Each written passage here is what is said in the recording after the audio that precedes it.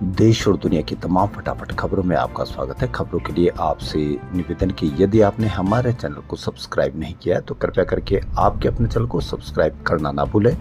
आप सब्सक्राइब करते हैं तो हमें हिम्मत होती है सही और सच्ची खबरें आप तक पहुंचाने की, वरना मीडिया में हम किसी पार्टी के पक्षधर नहीं है, यह आपको हम पहले ही बता देते हैं। हमारे पहले भी जो पार्टी सत्ता में होती है या जो पार्टी विपक्ष में होती है, विपक्ष अक्सर जनता के मुद्दे उठाती है, इसीलिए वह सरकार को घेर पाती है। इसलिए हम सिर्फ विपक्ष की बात इसलिए उठाते हैं क्योंकि वह आपसे जुड़े हुए मुद्दे उठाती है। वोट चोरी का मामला, एसआईआर का मामला, एसआईआर में वोट कटे, किसके कटे यह आपके कटे, किसको मृत बताया गया यह आपको मृत बताया गया, उसकी चर्चा या उसकी आज जबरदस्त रैली आयोजित की गई बिहार के सासाराम में। क्या आपको इसके बारे में पता लगाया? मीडिया में खबर ही नहीं। मीडिया में राहुल गांधी की रैली की खबर होगी तो आप के मन में ये बात आएगी कि रैली क्यों कर रहे हैं। रैली की बात आएगी तो आप जरूर उसको सुनेंगे तो आपके मन में ये विश्वास आएगा कि 1,05,000 राहुल गांधी ने जो फर्जी वोट बताए वो कैसे आ गए।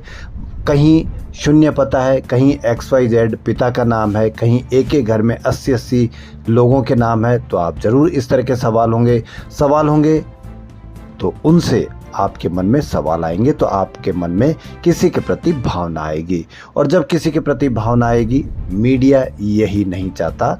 तो आप आज की रैली के बारे में भी कहीं कोई खबर नहीं देखी, और आज जो रैली हुई है उसको कितना ज़बरदस्त समर्थन मिला है उसके बारे में भी कल अखबारों में उसकी रैली की भी कहीं कोई खबर नहीं देखेंगे। क्योंकि यदि आपने खबर देखी ही नहीं तो आपके मन में सवाल ही नहीं उठेगा, और सवाल नहीं उठेगा तो आपके मन में इसके बारे में बिल्कुल भी कुछ पता नहीं चल पाएगा। तो बिहार में एसआईआर के खिलाफ राहुल गांधी की वोट अधिकार यात्रा सासाराम में शुरू हुई। यहाँ के सुअरा हवाई अड्डे ग्राउंड में हुई जनसभा में राहुल बोले, ये संविधान को बचाने की लड़ाई है। पूरे देश में बीजेपी आरएसएस संविधान को मिटाने पर तुले हुए हैं। जहां भी चुनाव होता है ये जीतते हैं। महाराष्ट्र में ओपिनियन पोल कह रहे थे कि महागठबंधन चुनाव जीतेगा।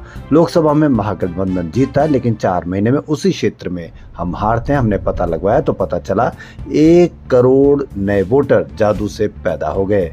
बिहार की जनता वोट की चोरी नहीं करने देगी, क्योंकि गरीब कमजोर लोगों के पास सिर्फ वोट का हक है। आयोग जो कर रहा है वो सबको पता है। इलेक्शन कमीशन को हम ये नहीं करने देंगे। नरेंद्र मोदी जी और एनडीए अरबपतियों के साथ सरकार चलाती है। आपका पूरा धन 5-6 अरबपतियों को दिया जाता है।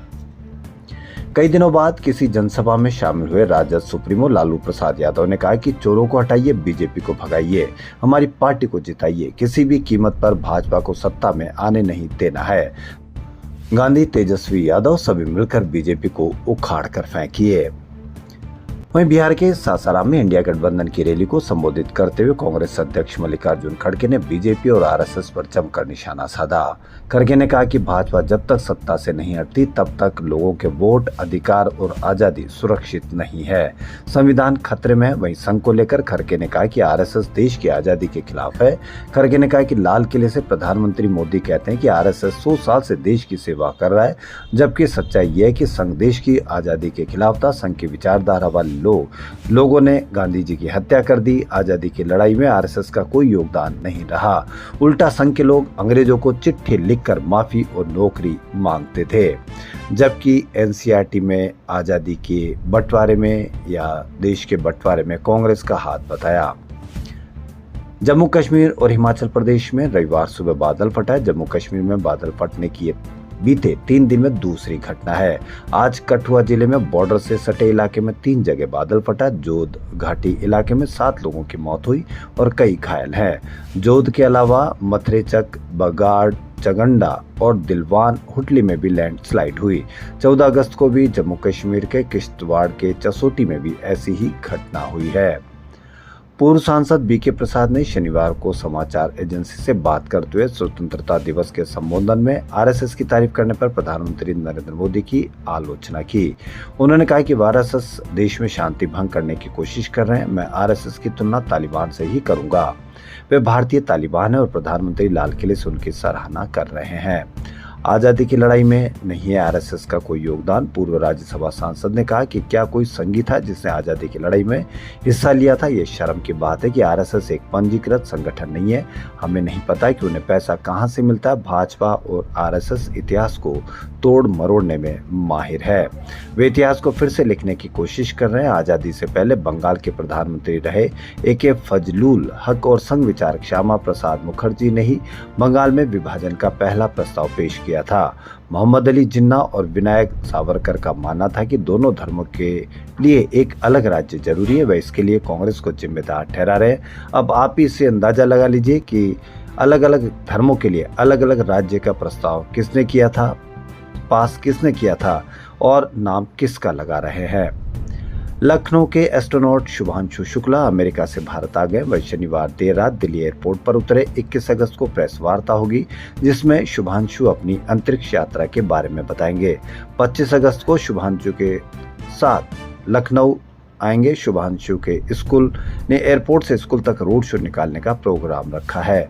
वहीं शुभांशु की मां ने कहा कि दुनिया के लिए वह भले ही सेलिब्रिटी हो, लेकिन मेरे लिए अब भी नन्हा बेटा है। उसके आने का बेसब्री से इंतजार है। शुभांशु ने 16 अगस्त को टेक्सास के जॉर्ज बुश इंटरकॉन्टिनेंटल एयरपोर्ट से भारत के लिए उड़ान भरी थी। चुनाव आयोग ने आज नई दिल्ली के नेशनल मीडिया सेंटर में प्रेस कॉन्फ्रेंस की। राहुल गांधी का नाम लिए बिना chief election commissioner Gyanesh Kumar ने कहा कि PPT प्रेजेंटेशन में दिखाया गया डेटा हमारा नहीं है। तो आप इससे अंदाजा लगा लीजिए कि डेटा हमारा नहीं है तो वो डेटा कहां से लेकर आए। क्या डेटा वह महादेवपुरा में ही लेकर आते या डेटा फिर वाराणसी का भी वो निकाल सकते थे। यदि डेटा उनका नहीं है तो फिर तो ये और भी बड़ी बात हो गई कि राहुल गांधी डेटा कहां से लेकर आए। और राहुल गांधी का डेटा यदि छूटा है तो चुनाव आयोग को उनके खिलाफ कार्रवाई की जानी चाहिए। वोट चोरी के आरोपों पर हलफनामा दे या देश से माफी मांगे। 7 दिन में हलफनामा नहीं मिला तो आरोपों को निराधार समझा जाएगा। निराधार क्यों समझा जाएगा? 7 दिन का समय क्यों? आप खुद अपने से पेश करके बताइए कि जो राहुल ने डेटा दिया है उसके अलावा असली डेटा यह है। आपको चुनाव आयोग को चाहिए कि वो डेटा सार्वजनिक करे, बल्कि वो ही नहीं पूरे देश का डेटा सार्वजनिक करे। प्रधानमंत्री ने आज कहा कि दिल्ली के रोहिणी में देश के पहले 8 lane elevated highway Dwarka expressway और अर्बन एक्सटेंशन रोड का उद्घाटन किया। इस मौके पर उन्होंने लोगों मेक इन इंडिया और वोकल फॉर लोकल को अपनाते हुए कहा। पीएम का बयान ऐसे समय आया जब भारत और अमेरिका के बीच टैरिफ को लेकर खींचतान चल रही है। देश और दुनिया की तमाम फटाफट खबरों में फिलहाल इतना ही। यदि आपको हमारा चैनल पसंद आए तो लाइक, सब्सक्राइब और शेयर अवश्य करें। धन्यवाद।